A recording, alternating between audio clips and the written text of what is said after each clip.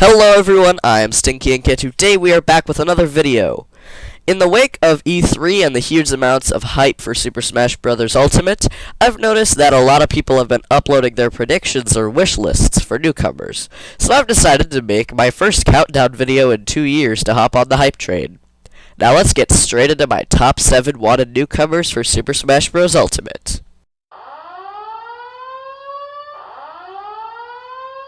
The fact that Waluigi is still not playable in Smash actually doesn't bother me at all. But just why wouldn't you add him? Just having Wario and not Waluigi bugs me just a little bit. Although he was confirmed as an assist trophy during E3, the sheer fan support may still sway Sakurai's decision. Though this is still very unlikely. Still, I think it would be cool to see Waluigi join the ranks of the Smash competitors.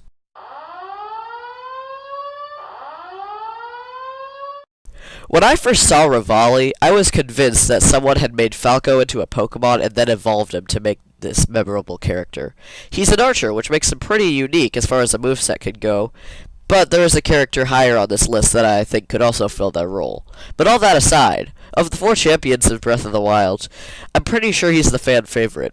It would be nice to see some more Breath of the Wild representation in Smash.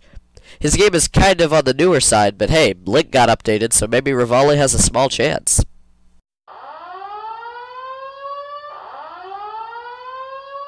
Gallade, as I've said before, is my favorite Pokemon, and he's a fighting type, so even though he has literally zero chance of getting into Smash, I'm putting him on here because this is my top 7 wanted, not top 7 likely.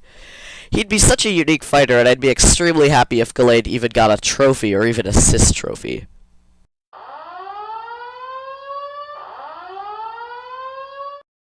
Now here is a Pokemon Archer that has a substantial chance of getting in.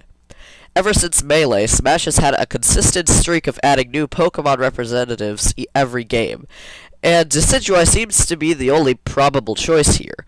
Once again, this guy's an Archer, and I'd say that this birdie has a bit of a higher chance than this birdie. Also, the fact that his arrows are his own feathers is a really cool design detail, and even though I chose Poplio in Pokemon Moon, Decidueye has really grown on me. Ha. Get it? Because he's a grass type. Just roll the next clip.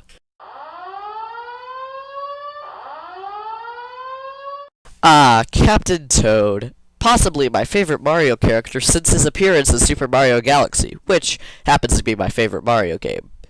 Honestly, I almost have to be biased towards Captain Toad strictly because of nostalgia. I'm proud to say that I have played every game Captain Toad has appeared in.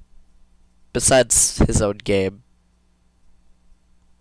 Yeah, I should probably get around to that. It would be so great to see a Toad that has finally broken free from Peach's abusive grasp and spread his non-existent wings. With a unique moveset potential and his recent success with fan support, I'd say that Captain Toad will in some way appear in Ultimate, whether it be a fighter, or even all the way down to a trophy.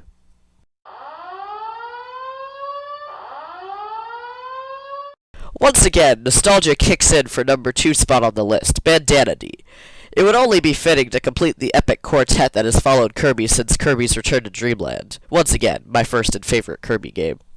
Bandana D has gained immense fan support for his inclusion in Ultimate.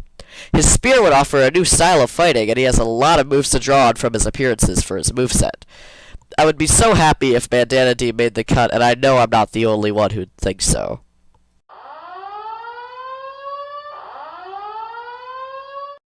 And for the number 1 spot, we have none other than Lightning McQueen. That's right, it's the Big Kerchoo himself. Of course, he'd be based on his popular design from Cars Mater National Championship for the Wii, and I'm sure he'd be well received in the Smash community. He could draw moves from these incredible pictures on the back of the case. He could call in support from this memorable cast of characters. His final Smash could be getting buffed up like in Monster Mode, and we could even maybe see cameos from Mike and Sully themselves. What am I doing at this point? Let's just move on to the real number 1 spot.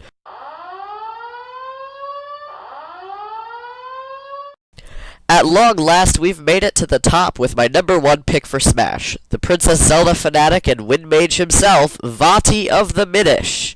Now, some of you may be wondering, who is that edgy boy? And to that I say, yeah, he's not relevant anymore. Which is actually the only reason he isn't in Smash right now, probably. The Legend of Zelda: The Minish Cap was definitely my favorite game in the series and desperately needs some representation. So far, we only have received Zelda characters from the pieces of the Triforce, and it's basically agreed upon by the fans of all of the fans that we need a new rep.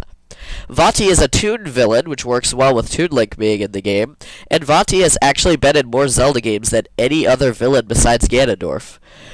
He could draw moves from his many attacks in the Minish Cap, and his final smash would be his final form, Vati's Wrath. As mentioned before, however, Vati's crippling blow is relevancy. Minish Cap, his last appearance, was released for the Game Boy Advance in 2004, which was also developed by Capcom, so he is kind of in a sort of a no man's land as far as copyright, which is another reason he probably isn't in the game right now. If Vati joined the battle, like I and a handful of others hoped for, many players would sit for a moment and just wondering who he is. He probably won't make a fighter, but some recognition in Smash is definitely due for my boy Vati. Well, that's all for today's video. If you enjoyed, please splash the big onto like button, consider subscription, maybe share this video with a friend, and please feel free to notify yourself by hitting the notification bell next to the subscribe button, and I'll be seeing you guys in the next video. Bye!